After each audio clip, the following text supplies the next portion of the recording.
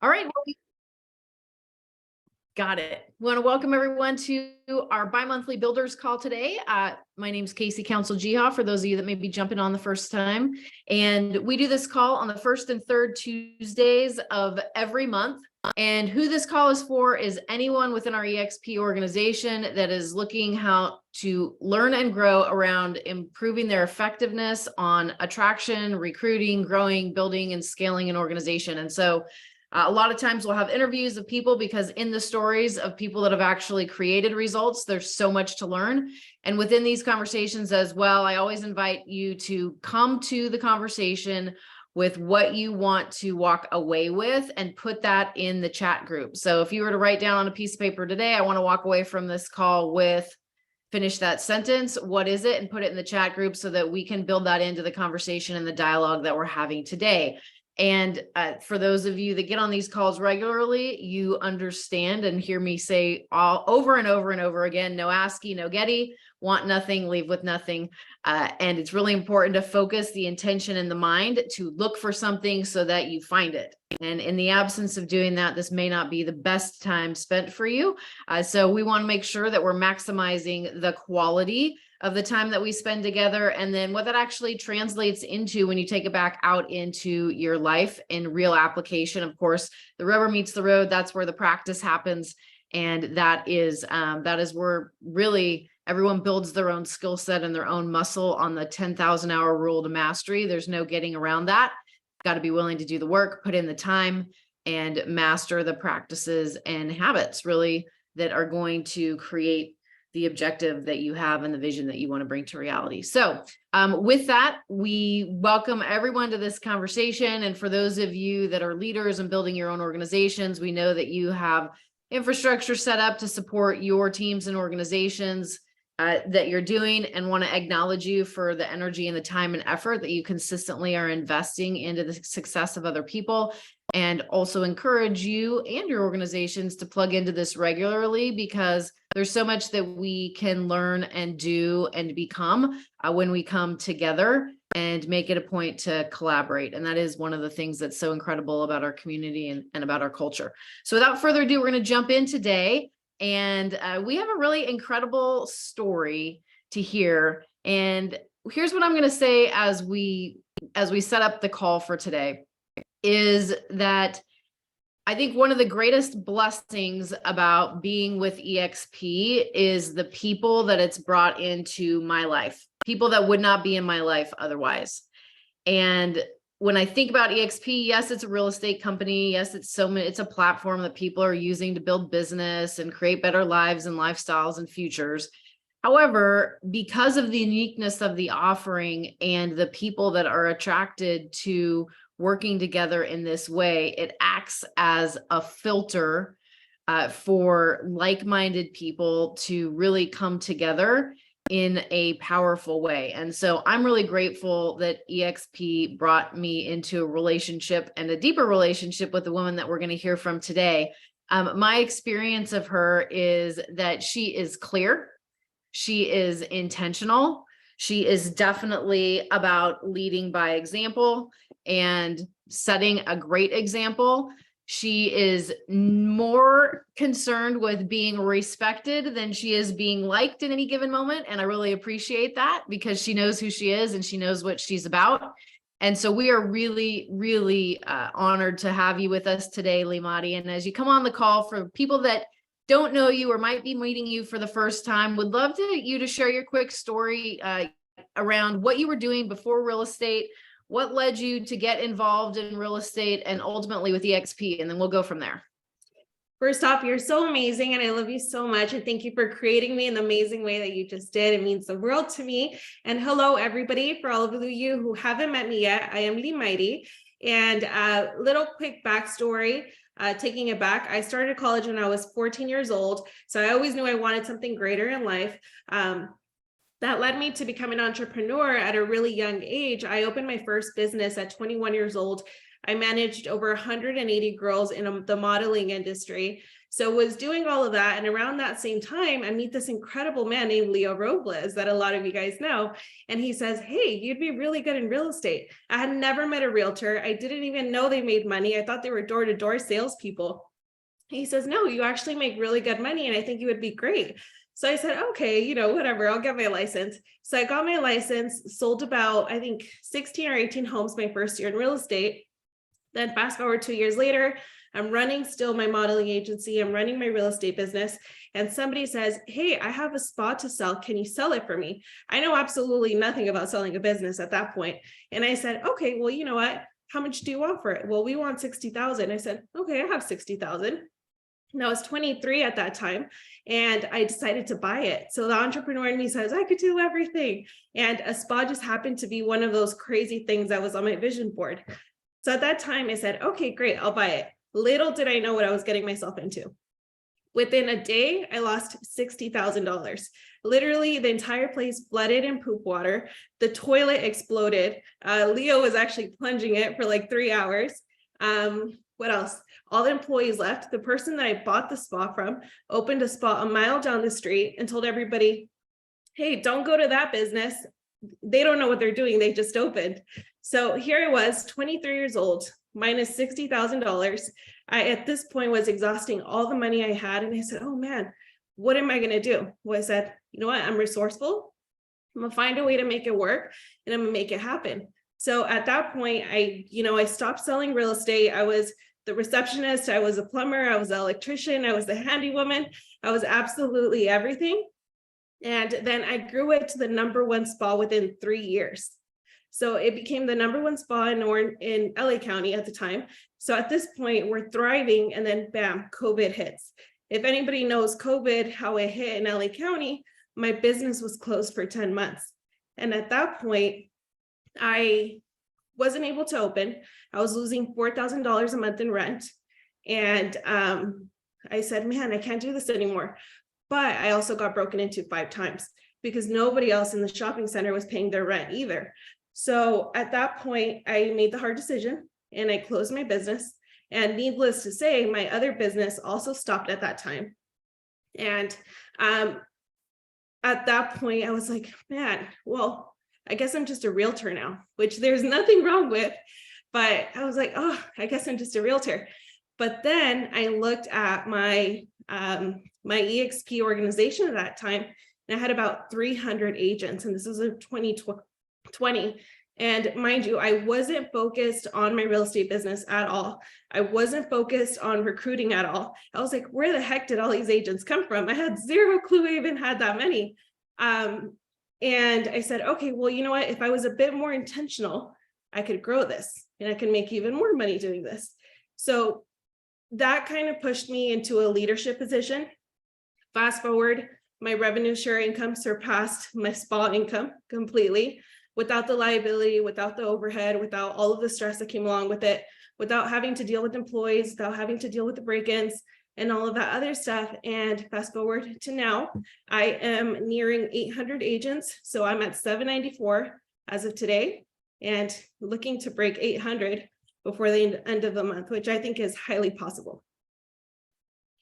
I see it done. I see it done. So, there's a couple of things. Clearly you have the heart of an entrepreneur, obviously, right? And I always say there's a difference between an employee mindset and an entrepreneur's mindset. And an employee mindset is, I'm going to do this for that amount of money, and that's it. And an entrepreneur's mindset is I have nothing until I go and create it. And I will be willing to do whatever it takes to create it. And when you take on a business like the ones that you took on, and you have all the responsibility and the liability and the overhead, not having it work is not an option. So we find ways to make it work, right? And I love what you said about, oh, now you're done with all that. Now I'm just a real estate agent. I'm like, no, it's not nearly as sexy as owning a day spa or, modeling. Yeah. Nothing sexy as that.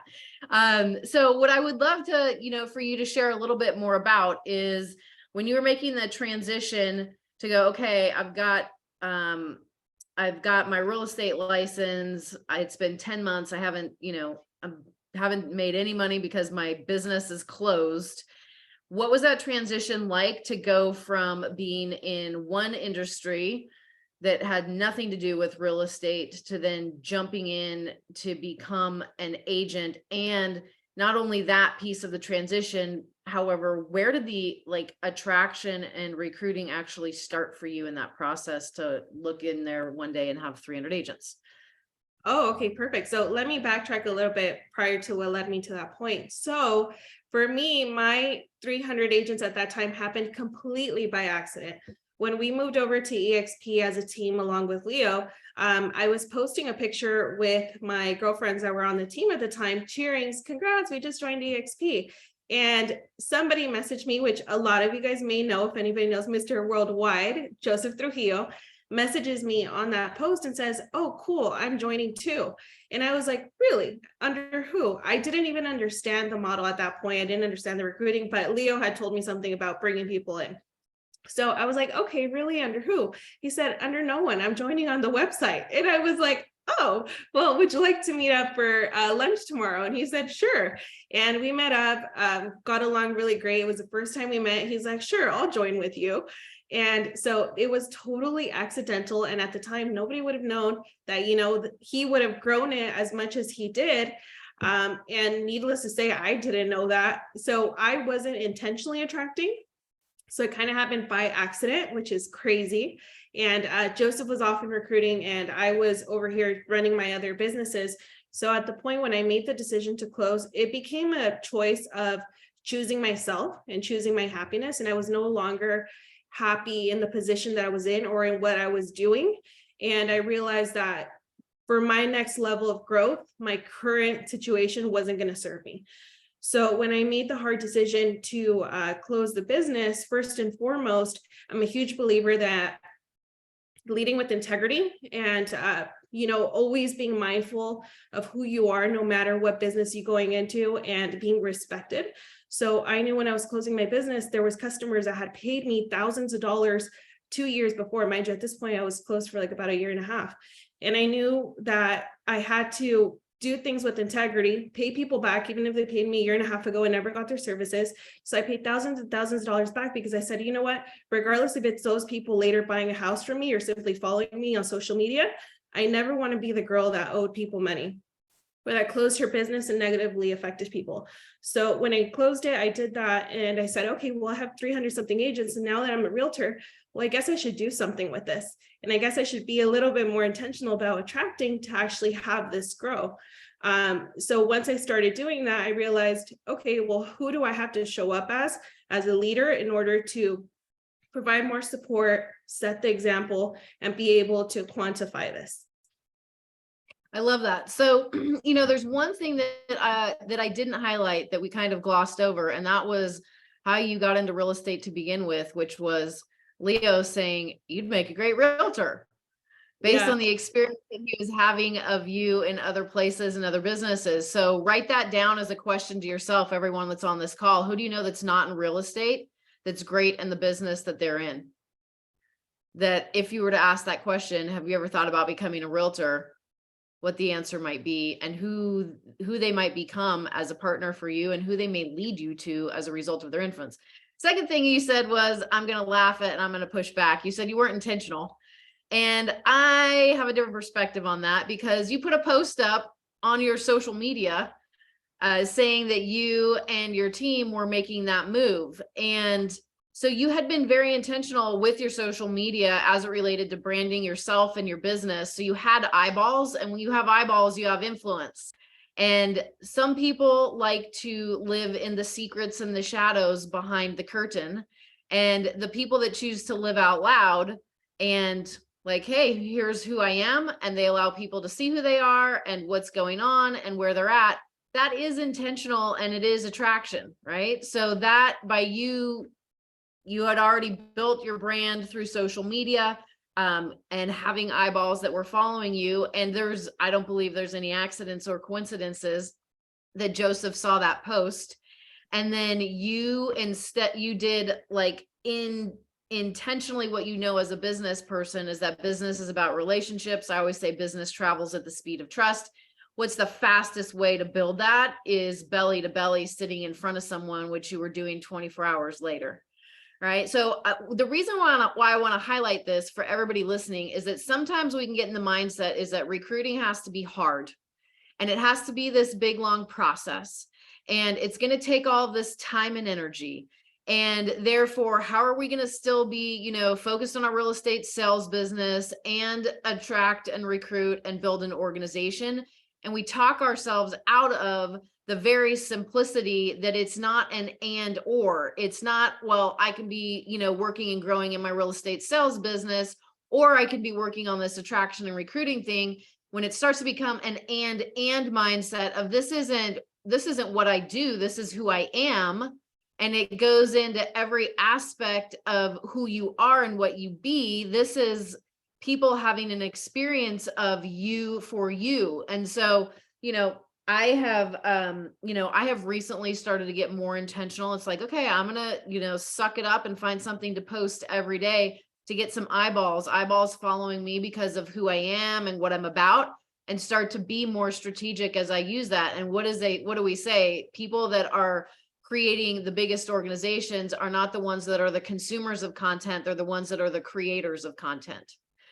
Right? It's not about sitting and scrolling through, seeing what everybody else is doing. And literally, what does it take? 5, 10, 15 minutes if you're going to do something really brilliant to create content that's a little snippet that gets in front of somebody's eyeballs for the day. And just that, how long did it take you to put the post up about the fact that you and your team were moving to EXP? What was the time involved in that for you? 8 seconds. It was like a no-brainer. But to your point, yeah, I think you're completely right. It's a combination of who you already are to that person and just in general, right? Because should I, post certain things that just don't relate to anybody or food all the time, nobody's going to be like, oh, hey, what's going on? So to your point, yeah, that's one thing I'm particularly really huge on is who do I want to be and who do I want to show up as and who do I want people to view me as through a virtual screen, right? Because when somebody sees me on social media, it's a completely different perception from when they meet me in person. I'm extremely nice, I'm extremely bubbly, but how can I put that through my content? How can I put that through my pictures? How can I put that through the message that I give to the world based on a platform, right? So one thing that my coach taught me was be very intentional with what it is that you're posting. If you're not a foodie per se, or your page isn't about food, or you're not a food critic, why would you be posting food all the time? It makes zero sense, right? If, just certain things that you're posting. So I'm very, very intentional with the things that I post, the things that I repost, my captions, just all of that, because it all adds to a particular image that I want the consumer to see. And on the other side of that, I'm also very socially aware and responsible about the way that I am perceived, being that I'm a woman, being that I'm young, right? Young in business, because at that point, when I started real estate, I was 21 years old. And when I joined EXP, I think I was 23 years old. So who is this 23-year-old on here posting about real estate? How are people going to trust me? How are people going to relate to me? So being very, very intentional with who do I want to present myself to be? What message do I want to give across? And how do I already come across? It wouldn't make sense for me to post, like half naked photos or things like that, if I want to be perceived as a professional, right? Yeah. So being very socially responsible with all of those things as well. Yeah, I love that. And really what you're talking about is the impact of brand. And you're clear on your brand. I mean, if I look at anything that you do on social media, it's about empowerment, it's about business, it's about leadership, it's about community, it's about culture. Like hands down, those are the 5 things that if I didn't know you and I look at anything that you're posting on social media, everything fits into that brand in some way, shape, or form. And when we talk about, I talk often about being able to speak the future into existence based on your vision and knowing who you are and where you're going. Well, you're essentially doing that with your social media. You're clear on who you are. People get that. Like it's impossible to not get that looking at your social media. It's like, oh, she knows who she is and she's confident about it and she's energized about it and she's excited about it and everything fits within this theme. So when we think about like having the eyeballs to influence, and as you have business things that go in there, I mean, I was on a 3-way call yesterday with Joseph. Actually, he had me on. So I'm, working in the deeper layers of your organization, which I love doing. And I always say, by the time someone gets to a third-party validation call with me, I know that they've been through a process and been vetted and are already an incredible human. So I cannot wait to get on the phone with them, because they've made it that far to, get into this conversation. And so the person that was on the 3-way call was like, yeah, I mean, they moved brokerages 7 months ago to a brokerage that's not EXP. They had been approached about EXP, and based on the experience they had of the person, they said no to EXP because they did not resonate or connect with the human that was bringing the opportunity to them. So it was like, oh, well, that's a representation of what EXP is or who EXP is. And like, I don't like that. I don't resonate with it. I don't see how it's going to help me get further. I'm not interested. I'm not interested in EXP. Well, it's not that they weren't interested in EXP. It's that they weren't interested in the person. Yeah. And when we think about business moving at the speed of trust and people getting to know us without actually knowing us, I think one of the things that you've done really well is to have this consistent brand and this consistent theme that you have, that you have done within social media. So here's, another thing that I say, it's like, you don't have to be the person that goes and recruits hundreds of people. You can find the person that's going to go recruit hundreds of people. Yes. And I love this piece of your story, because when you say, well, it happened by accident, well, it wasn't really accident. I mean, it was clearly like you were clear on some level. You were living out loud, second thing, and not hiding behind anything. So you were, those were two things. Like, you knew you were transitioning, going to another space in business and in life. You know who you are already as an entrepreneur, which is why you were taking care of all those people that were past clients as that business closed, even though it was going to be a great detriment to yourself. So you have brand integrity within yourself, and a long-term business person versus just short-term that leaves a trail of bodies behind you, which there's plenty of people that leave trails of bodies behind them in business. And, we've all had those experiences of being on the receiving end of what that feels like. And it's like, yeah, I'll never do business with that person again. However, I want you to talk about, so Joseph comes into your organization, he catches the vision. When Joseph first came into the organization, I remember being introduced to him, and, it was like, hey, this guy's serious. And will you spend some one-on-one time with him and teach him the system and get him launched, essentially, because he's going to go do big things. And he had, he was a short period of time and feeling a little frustrated, not as effective. And so Joseph and I worked really close together. He's super coachable. And yes, so in, a relatively short period of time, you check back in your back office and there's a few hundred agents back there as a result of this one person that came into your business. So what I would like for you to talk about is building and scaling an organization happens in direct proportion to the number of leaders of self that you attract into your business. And some people, from a leadership perspective, will their style of leadership is to be like, well, here's the way to do it. Here's the way we're doing it. Here's how you have to do it. And your style of leadership is very much not that at all.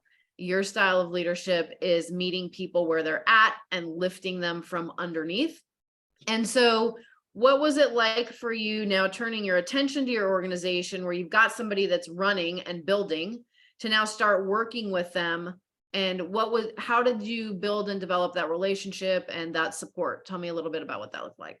Yeah, I feel like it has to be really genuine. I genuinely really love people. I genuinely really care for people. I genuinely see everybody as equally the same. I don't see myself as better or any more talented than anybody else.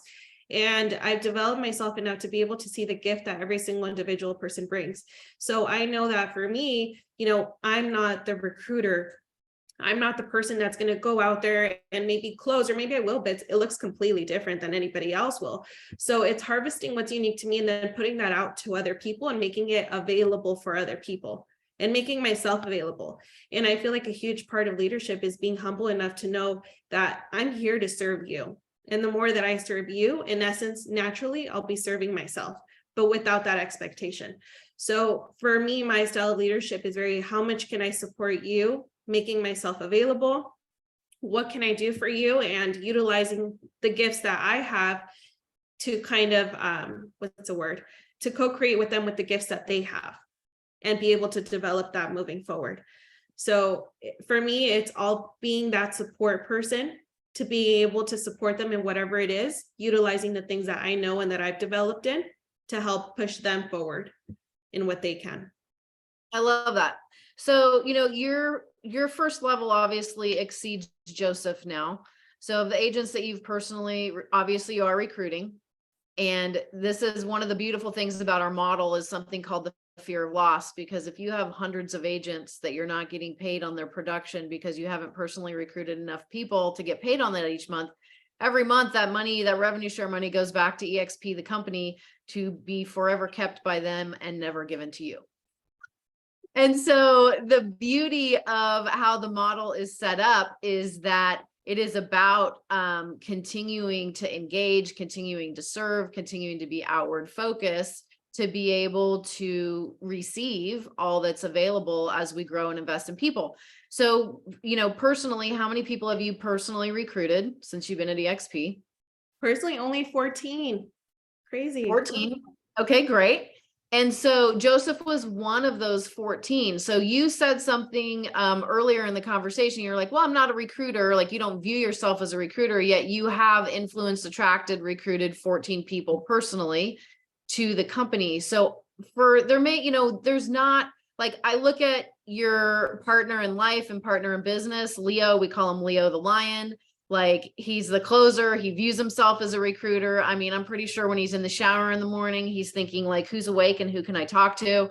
Like, he like, it's just, and when he's going to bed, like, who did I not get to today? And I wonder if they're still up, because he eats, sleeps, and breathes that and loves it. Right. And there are people like that. Joseph's like that, Leo's like that. And those kind of people are few and far between.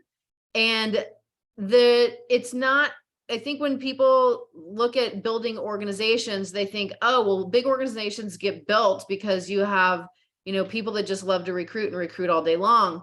And organizations that grow to hundreds and multiple hundreds and thousands of agents do not happen because you have one or two or three or four people that love to recruit all day long. They come through a vast variety of people using who they are in the marketplace and the credibility they have and the currency in relationships they have in influence to work together to bring agents to the company. So for the other 13 agents that were clearly, if you were going to say more intentional than Joseph, right? Of Joseph, who reached out to you and you who jumped on that and matched energy for energy, I would love for you to share with people on the call today that maybe don't view themselves like a Leo the Lion or a Joseph who's like wakes up in the morning thinking about, great, who are we bringing in today? And what that process looked like and what that experience looks like, so that people can really understand that it's not personality dependent and you don't have to be like anyone else to use and utilize your influence to grow and build a group. Absolutely. I mean, if I woke up every single day comparing myself to Leo, which I see here on calls every single day, high energy, going, living, breathing EXP. I love EXP, but I don't live and breathe EXP. I live and breathe me, and that transmutes to others, right? So I feel like a huge part of it is knowing who you are, knowing what you bring to the table, knowing what your skills are, and knowing what comes natural to you, which for me is building relationships. Like I said, I love people. I easily connect with people. I continuously work on myself to be able to get myself out of the way to authentically be there for people to be able to connect with me. So for me, my other way of attracting for those other 13 is just honestly relationship building. And one of those other 13 that I brought in came in about October and has, as of yesterday, superseded 100 agents. And that person was somebody that, was like impossible to get. He had talked to everybody in EXP, some of the biggest teams with thousands and thousands of agents, yet he ended up working with me. Personally, I've never sold hundreds and hundreds of homes. I have zero desire to be honest. And how we connected was just through building a relationship. We didn't talk about EXP at all. We sat down for dinner, then we went and we built a house together. We continued the conversation several times up until he asked me, hey, you're with EXP, right? Yeah, I am. Obviously, nonetheless, that was very intentional, that whole little process of it. But again, for me, it's relationship building. For some of you guys, it might be the same thing. For some of you guys, you might connect with other people and other things. If you like to golf and you see that this person likes to golf, hey, come out with me and golf. And it's just about finding what it is that works for you individually. I love that. So I know who you're talking about. And that process of relationship building and due diligence was months and conversations and tons of conversations and tons of time invested. Yet, so I have this, and I want you guys to write this down: go slow to go fast. Go slow to go fast. And recruiting is a process, not an event. So I want you to think about what that really means. If recruiting is an event, it's like, oh, I'm going to an appointment, or are you in or are you not in? Just like you go to an event for the day and now you've been at the event. That is not how recruiting works, unless somebody like Joseph is already like essentially ready to join the company without a sponsor. In which case, you know, that is going to happen maybe once for someone ever. And it just happened for you in the, you know, early on in the beginning. But for everyone else, that recruiting is a process, not an event. Think about how many hours would you say that you spent with this person in relationship, building relationship, on calls, due diligence calls, third-party validation calls. I mean, I did multiples of them with you, so I know and remember that. I know Rick did multiples of them with you. We had in-person meetings when we were down in San Diego together with you, building and fostering the relationship that you're specifically speaking of. How many hours would you say were invested in the relationship building with that person before they finally moved to EXP? Yeah, I mean, maybe 500. 500 hours. Okay. And so then you look at that person comes over in October, and here we are in March, and their organization is eclipsing 100 agents now. Yeah. So this is a really important thing I want people to understand, is the power of leverage in your time. You invested a bunch of time up front in one person who had a ton of influence. However, that wasn't the only person that you were spending time with. You were intentionally developing and investing and creating a relationship with that person. And when it was their time, they came over. And they have their own vision and their own goals that they're going out and executing and creating. I mean, how many of you that are on the call today would love to bring someone in that, you know, 5 months later has 100 people in their own organization as a result of the one person you brought in? Like anyone. I would love that. Yeah, anyone would love that, right? And yet we get so hung up sometimes on how it's going to happen. And then it's like, well, I can see that I could bring in 10 people before the end of the year, and hopefully that turns into 20 more people in my organization. And we're thinking in these like onesie twosies because of the time and energy that it takes to, you know, have the person be ready to actually make the move. And sometimes we lose the mindset of it's never about sponsoring a person. We're sponsoring someone's network. I want you to write that down. I'm never sponsoring a person. I'm sponsoring their network. And to the extent that that person has trust with me and has credibility with me, they will let me into their network. They will want me in their network, helping them.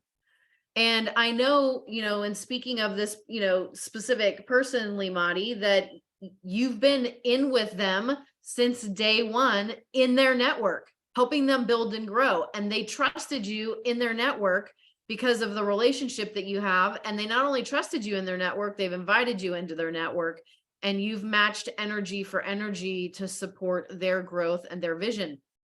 And I would say that maybe, you know, it's possible this happens. We'll have people that come into our groups and our organizations that have a bigger vision than we have. Yeah. And we love that when that happens. And they want to grow faster and further than we may have, you know, in our personal goals. So what can happen from a leadership perspective is that we start to base our desired speed of growth and our goals, and we put that on other people, which can hold them down and stifle them, versus well, here's my goals. What are yours? And how can I help you get them? And pretty soon you're eclipsing your own goals when you bring people into your organization that are maybe hungrier, that want to grow faster, or that have a different level of growing, building, and scaling that they have that desire for than maybe even we do. Right. And the beautiful thing in that is that from a leadership perspective, it calls forth like we step up into a new gear, into a new level that we wouldn't have necessarily stepped up into before to support the growth of other people, which is really where, I think it's Zig Ziglar that says you help enough other people get what it is that they want, and you get what it is what you want, over the course of time. So I would love for you, if there's any questions. I know that there's one question that we have in the chat group from MC, and it is, what does it mean to keep yourself out of the way? Can you talk a little bit more about that? And then if there's others of you that have questions, go ahead and put them in the chat group as well.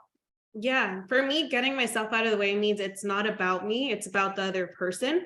So how can I continue to not make it about me and make it about them, to equally be able to support them and be there for them and get my ego out of the way, right? Because we're in real estate and it's tough. And sometimes a lot of people will trigger your ego, or in this line of service, it's a very thin line of respect too.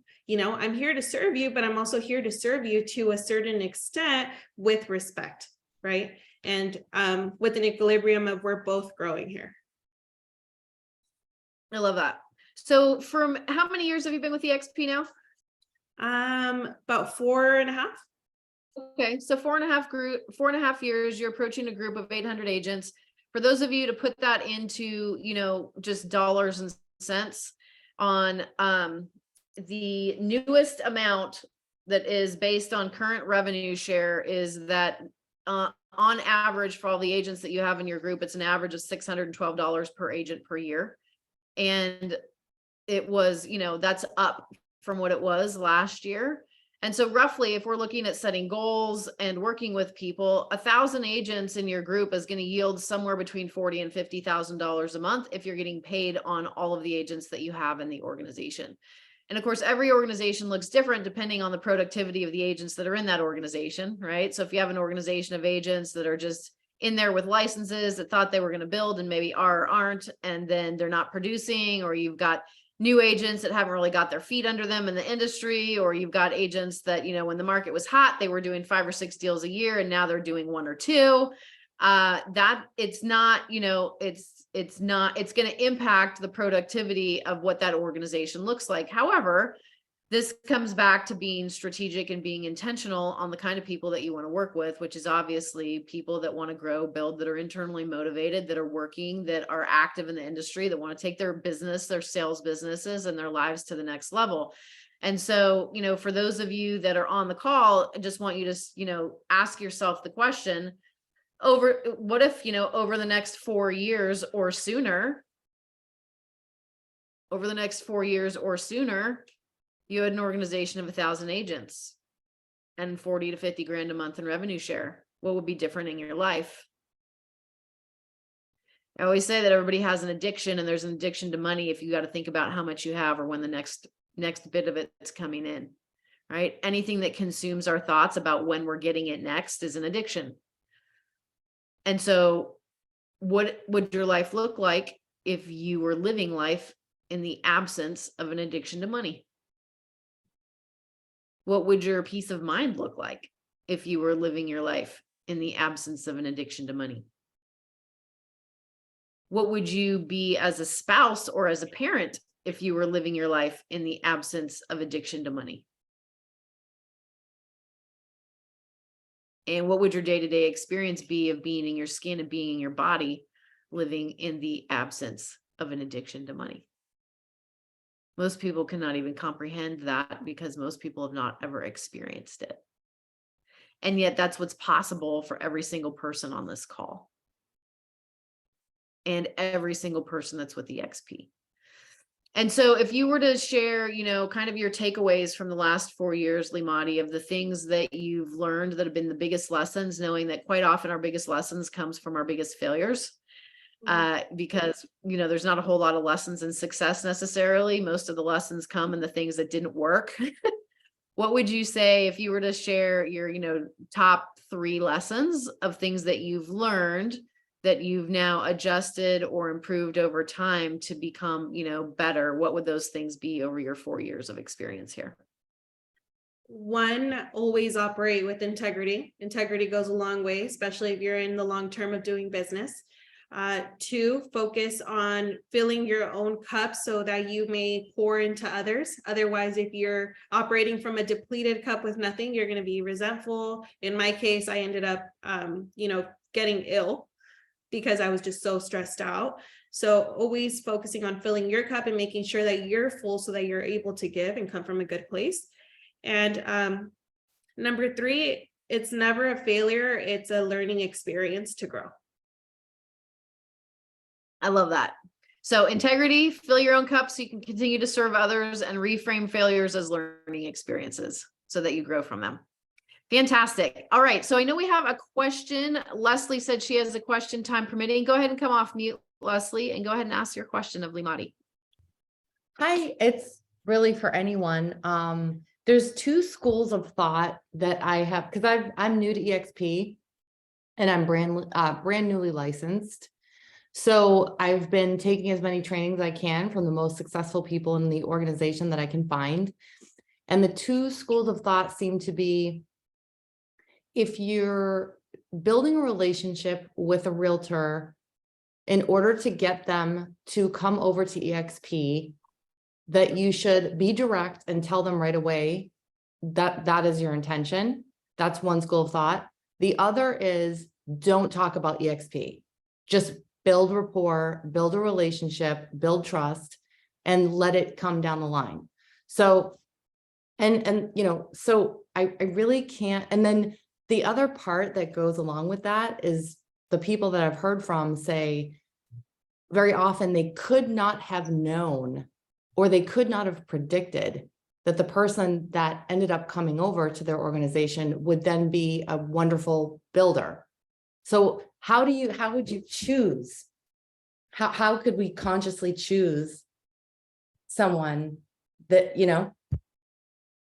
That's a great question. So I'm going to reframe the question for everyone, and just that. So what I'm hearing your question being is, do you take a direct approach when you're talking to people, letting them know that you are wanting to talk to them about EXP and the potential of being in business with them? Or do you not talk to them about EXP at all and just build relationship, and which track to go on? That's the question. Yes, ma'am. Okay. Limiary, what would you say to that? Yeah, I would say you have to do what comes naturally to you, because if you try to be direct and you're not typically a direct person, it could come off as weird and pushy and salesy. For example, me and my relationship, Leo is very direct and it works for him. And he's like a direct, hey, I want to be in business with you. This and that. That doesn't come naturally to me. It would be completely weird because that's just not how I am, although I am direct in other ways. But what is natural for me is building a relationship, connecting first, and seeing if there's any cues in that person where they're giving me something where I could go from to then present an opportunity. I love that. And what I would say about that is an and or question. Do I do this or do I do this? Am I direct or am I not saying anything about EXP and building a relationship? And I would say anytime you function from an and or perspective, it shoots you into scarcity. And when you can function from an and perspective, how do I build relationship? How do I be intentional? How do I be clear? Like if I'm a direct person, however, I'm a direct person like Leo's a direct person. And I know that if somebody's ready for that directness, it's very effective. And if I am not clear with my agenda, because of how my personality is, people will feel manipulated by me if I just go into relationship and I actually want something and I haven't asked for it, because it's not authentic to who I am. So how do I balance and become an and if I was prospecting Limiary, I might say, listen, I love the experience that I've had on you of social media. I'm interested in collaborating with people that are in our industry looking to learn and grow. I'm sure there's something I have to learn from you. And I think that there's things that I have could be of value to you. I would love to sit down and explore what those things might be and get to know you a little bit better. Right. And now we're in a business conversation where I've been really direct. However, I've also been really relational. right? The challenge comes into play is when you're not congruent. So if you say, oh, I want to build relationship and get to know you, and then all you can talk about is EXP at that meeting, that is not a congruent messaging. And if you say, oh, I want to talk to you about EXP, and then you're afraid of the conversation and you're just, oh, well, what's your favorite color? And where are you guys going for vacation? And, you know, da, da, da, da, da, and you never get around to the conversation because you're scared of it. That's not congruent either. Right. So that coming back to being intentional about it is, you know, aligning those things so that they match, you know, who you are. Amberly, you have a question as well. Hi, good morning. Happy to be on here with you, Limiary, this morning. I do have a quick question. So with your organization growing, how are you being intentional with staying connected with agents? What has worked with you and what hasn't worked? Yeah, great question. Thank you so much. So great to see you. So for me, it's focusing on the people that are within close proximity and that want to grow. So obviously I'm not going to be like chasing if somebody is just like, you know, I don't want it. But with the people that actually want to grow and that are reaching out and that are in close proximity, I focus on those people because there's only so many people that I could focus on.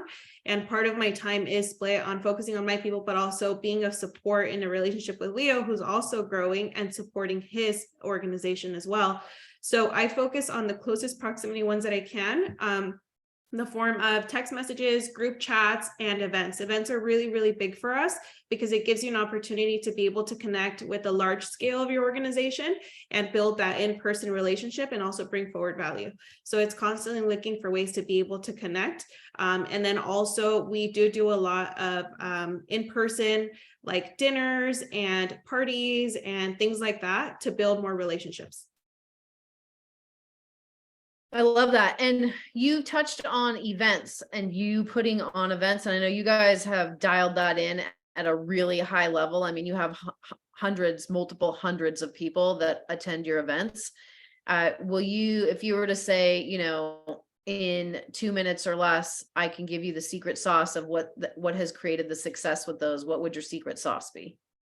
Ooh, this is a juicy one. Okay, secret sauce. Deliver with things that people actually want to learn about and people are interested in.